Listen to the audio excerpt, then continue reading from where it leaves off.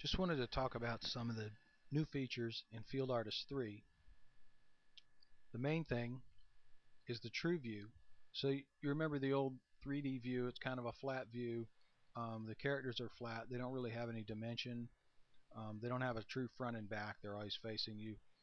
In TrueView, this is what the TrueView looks like. You just click on the cube here to go into TrueView, and you see more of a realistic view. You have a sky, it's called a skybox. You have a stadium and a grassy looking field, and you have these very nice animations. By the way, all the animations are smoother now. Even in the regular view, all the animations are smoother. That's another change that we made. And you have these very nice flag animations now. If you want to zoom in, hold the shift key down and move your mouse cursor with the mouse button down. Drag it with the shift key down to zoom in,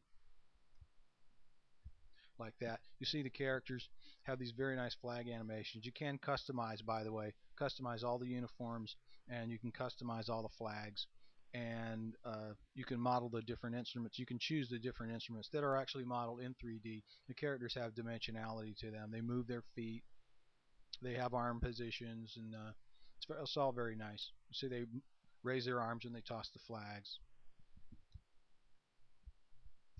Again, hold the shift key down and just drag your mouse to zoom out. If you want to, without the shift key down, if you drag your mouse, it turns it from side to side. Raise the mouse up, drag it higher to go higher, drag it lower to take a lower view. That's what that is. Another thing, all the animations are easy. Oh, by the way, options, language. You can go to language English. Everything is in English. If you go to language Chinese, now all the menu choices are in Chinese, and all the dialogues, they're all in Chinese too. Everything's in Chinese. All the messages will come up in Chinese. Everything's in Chinese. If you go back to English, everything's back in English again. Another thing that we changed, if you want to do animations, say, that's a lot easier now. You could always do flag animations, but it was kind of difficult, and what we have now is we've made an easier way to do that. Let's just put a little flag animation right here and show you how easy that is. If you just select these people, just hit the A key, and you can choose an animation from here. We're going to choose a toss and spin. Some of these animations apply to people carrying instruments, which way you want to march. If you want to march backwards, you can do a mark time. There's a lot you can do, but a toss spin we'll just do here for, let's say, 6 counts, and let's just make it 3 feet high. 3 feet high. Let's just make it 2 revolutions, and then if you hit OK, you'll see that they have that animation. So it was really quick to do that. Just see it playing here, and there it is. That's the little animation that we just added. Works in there.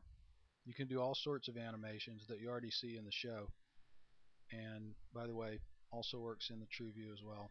You'll see it from the back here. That's what it looks like from the back. If you turn it around, here's what it looks like from the front.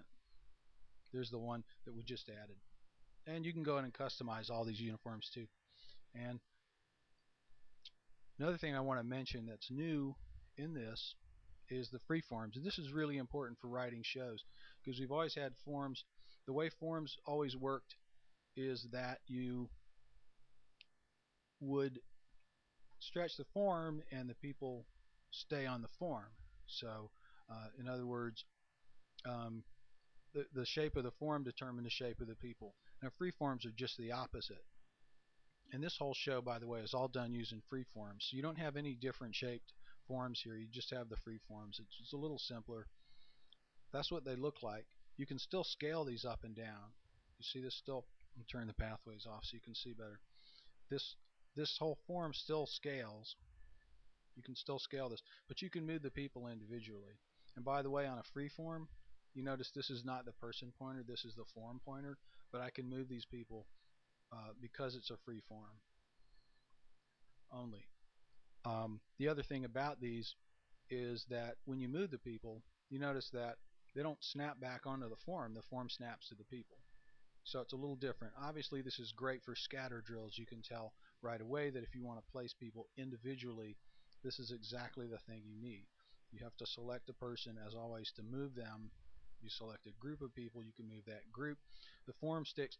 Notice the form sticks to the people. This line, the shape of this line doesn't matter. It's the shape of the people that matters. The line will just take a path, whatever path it decides to take, to join all the people that are on that form. We happen to have two different free forms here. We have one here. Another thing that goes with the free forms is there's all these keystrokes now. You didn't have this before. If you select these, if I hit an O, puts them in a circle. You can hit the less than to make it smaller, hit greater than to make it bigger. You can hit the arrow keys. Shift arrows goes, I believe, a step, and the pixel is the arrow key without any just the regular arrow key is a pixel. You can scale it up and down in a different direction. You can hit a B to make it into a block.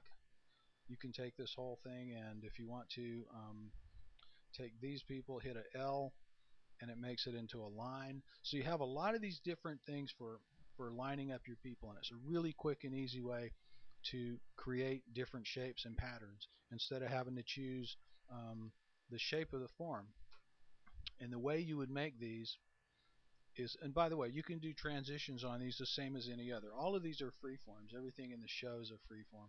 And the way you'd make these, the easiest way is to start, if you're starting with your cast, start with some shape, add your cast as you normally would, and then you go into your properties, right click on the form, and you see you have a new choice here, free form, and just choose free form. And now you have a free form. Now it behaves as a free form. So now you can move your people all around like this, choose the people, move them around like this.